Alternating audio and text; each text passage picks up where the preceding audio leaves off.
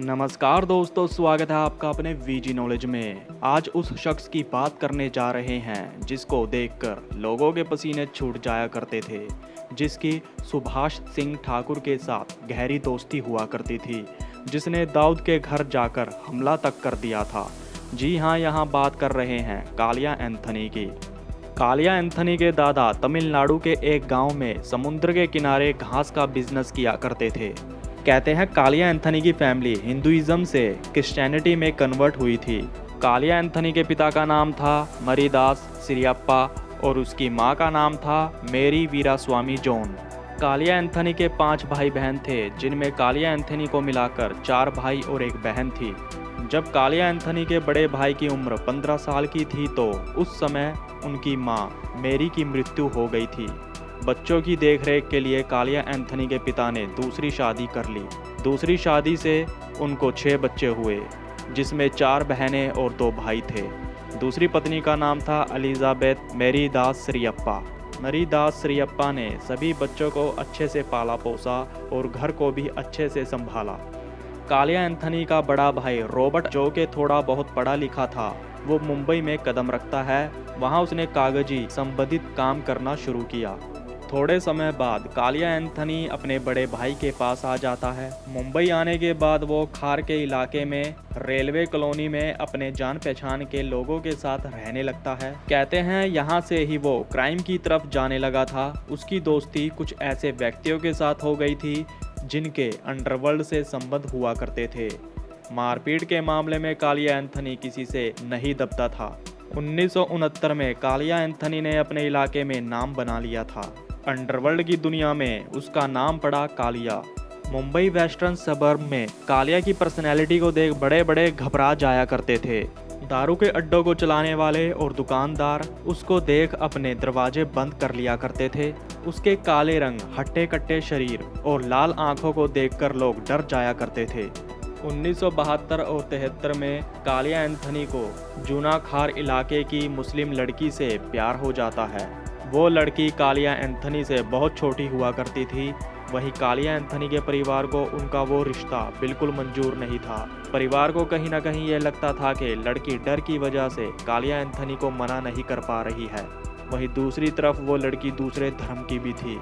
2 साल के करीब कालिया एंथनी का उस लड़की के साथ रिलेशन रहा। जिस इलाके में कालिया एंथनी घूमा करता था, वहाँ लोग उससे डरते थे। उसकी डेयरिंग पर्सनैलिटी को देख कालिया एंथनी से उसी के इलाके की एक लड़की प्यार कर बैठती है। वो एक मैच्योर लड़की थी और अच्छे परिवार से थी। वो पासी के कॉन्वेंट स्कूल में पढ़ी थी। कालिया एंथनी के परिवार के साथ उस लड़की का मिलना जुलना लगा रहता था। कालिया एंथनी ने देरी ना करते हुए उस लड़की के साथ शादी कर ली। कालिया के 3 बच्चे हुए, जिसमें 2 लड़के और 1 लड़की है। 1978 में कालिया एंथनी पूरी तरह क्राइम में आ चुका था।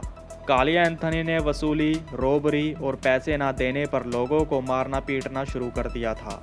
कालिया एंथनी की गैंग में युवाओं की पलटन भरी रहती थी, जिनमें जोसेफ जोनी, फ्रांसिस कोटिनो, इग्नेशियस कोटिनो और कई अन्य लोग शामिल थे। बताया जाता है जब एक शख्स ने उनको पैसे देने से मना कर दिया था तो उस व्यक्ति के ऊपर कालिया एंथनी गैंग के आदमी जोनी फ्रांसिस ने एसिड का ड्रम उलट दिया था। वो भी तब जब वो व्यक्ति पुलिस अधिकार क्षेत्र में था। बहुत ही कम समय में कालिया एंथनी ने अपना मुंबई में दबदबा बना लिया था। 1979 में उसके नाम की तूती बोलने लगी थी। कई दूसरे गैंग्स उसको अपने साथ मिलाना चाहती थी। वर्दा राजन और बड़ा राजन ने कालिया एंथनी को अपनी गैंग में बुलाने की कोशिश की, पर वो नहीं गया। कहते हैं एसीपी संजय परांडे ने कालिया एंथनी का 15-15 दिन रिमांड लिया था। पूरा 1 महीने कालिया एंथनी को टॉर्चर किया गया। ऑफिसर्स ने 3rd डिग्री देने में कोई कसर नहीं छोड़ी थी। अगर एसीपी संजय परांडे की माने तो कालिया एंथनी ने एक दिन भी ये नहीं कहा कि उसको मत मारो। उसके आंखों में एक आंसू तक नहीं आया था। पुलिस का कहना था, हमने आज तक ऐसा कोई बदमाश नहीं देखा जो उनके 3rd डिग्री टॉर्चर से भी नहीं डरा हो। कालिया एंथनी ने कुछ नहीं कबूला था। इसके बाद उसका इलाज करवाया गया, फिर उसको कोर्ट पेश किया गया। कोर्ट के आदेश पर उसकी रिहाई हो जाती है। कालिया एंथनी को कव्वाली सुनने का बेहद ही शौक हुआ करता था। खार ईस्ट में एक छोटे से मैदान में हर साल कव्वाली का प्रोग्राम करवाया जाता था। उस प्रोग्राम को देखने कालिया एंथनी भी आया करता था। उस प्रोग्राम का अभिभावक हाजी मस्तान हुआ करता था। कहीं ना कहीं हाजी मस्तान की छवि कालिया एंथनी को भा गई थी। उसने भी अपना नाम बनाने का सोच लिया था। इसी दौरान कालिया एंथनी की दोस्ती वसाराज अन्ना से हो जाती है। जल्द वो समय भी आ गया जब कालिया एंथनी की दोस्ती मंगल दादा, सुभाष सिंह ठाकुर और फ्रांसिस कोटिनो से हो गई। कहते हैं वसाराज अन्ना दूध के बिजनेस से जुड़ा हुआ था, तो उसी के साथ सुभाष सिंह ठाकुर भी काम किया करता था। दोनों में भाइयों की तरह रिलेशन बन गए थे। ये वो समय था जब कालिया एंथनी क्राइम की दुनिया में आगे बढ़ता जा रहा था। यहाँ से ही वसाराज के थ्रू सुभाष सिंह ठाकुर कालिया एंथनी के टच में आ गया था।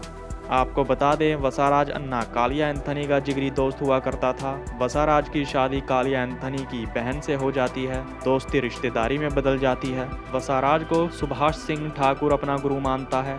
धीरे धीरे कर कालिया एंथनी हाजी मस्तान की नज़रों में आ गया था। कालिया एंथनी उनके लिए काम करने लग गया था। एक दिन कहते हैं चापल लेन का रहने वाला एक व्यक्ति सामने चल रही कव्वाली में बेहुदी हरकतें करने लगता है। वहाँ हाजी मस्तान और कालिया एंथनी भी था। लोग उस शख्स को स्टेज से देख रहे थे। कव्वाली खत्म होने के बाद हाजी मस्तान ने कालिया एंथनी के कान में कुछ कहा तो उसी रात को कालिया एंथनी ने उस व्यक्ति का कत्ल कर दिया। कालिया एंथनी के हाथों ये पहला मर्डर था। यहाँ से ही वो इलाके में और ज़्यादा मशहूर हो जाता है। बताया जाता है 1981 में कालिया एंथनी का एक मुस्लिम औरत के साथ रिलेशन हुआ करता था। वो खार में रहा करती थी। उस औरत को सत्यवान पांचल नाम के शख्स ने छेड़ दिया था। उस व्यक्ति को नहीं पता था कि उस औरत के साथ कालिया एंथनी रिलेशन में है। कालिया एंथनी अपने आदमी इग्निशियस कोटिनो के साथ उस व्यक्ति के दफ्तर में पहुंच जाता है। उनको देखकर वो व्यक्ति सड़क पर भागने लगता है। उसके पीछे कालिया एंथनी और इग्निशियस कोटिनो चोपर लेकर भाग रहे थे। सत्यवान पांचल को भगा भगा कर मारा गया, जिसमें उसके हाथ और पैर शरीर से आधे कटे लटक रहे थे। उस पर 38 वार किए गए थे। लगभग 1 घंटे तक वो सड़क पर खून में लथपथ पड़ा रहा। वहीं उसकी मौत हो जाती है। ये सब हुआ था ऑटो रिपेयर की दुकानों के पास। जब दुकान वालों से पुलिस ने बयान लेना चाहा तो किसी की हिम्मत नहीं हो रही थी कि वो कुछ बताते। कहते हैं पुलिस स्टेशन से लगभग 150 मीटर की दूरी पर दिन दहाड़े उस वारदात को अंजाम दिया गया था। उस घटना से इलाके के लोगों में डर पैदा हो गया था। कालिया एंथनी अंडरग्राउंड हो जाता है। उस केस में कालिया एंथनी, इग्निशियस कोटिनो और सुंदर का नाम आ चुका था। एक दिन मुंबई क्राइम ब्रांच ऑफिसर्स को खबर मिलती है कि कालिया एंथनी गुजरात के वलसाड के पार्डी कस्बे के पास एक फार्म हाउस में छिपकर रह रहा है। पुलिस ने कालिया एंथनी को घेर लिया, मगर कालिया एंथनी भी चालाक था। वो पुलिस से अपने आप को छुड़वाकर खेतों के रास्ते भागने में कामयाब हो जाता है। पुलिस ने एक बार फिर अपनी जांच को तेज कर दिया और फिर से खबर मिली कि कालिया एंथनी कर्नाटका के गुलबर्गा शहर में अपने किसी जान पहचान के यहाँ छिप कर बैठा है। क्राइम ब्रांच की टीम कालिया को पकड़ने गुलबर्गा पहुंचती है। इस बार पुलिस भेस बदलकर कालिया के वहां आने के इंतजार में थी। जैसे ही वो उनको दिखा, पुलिस उसको धर दबोचती है। रातों रात police by road Kaliya Anthony को मुंबई क्राइम ब्रांच में लेकर पहुंच जाती है।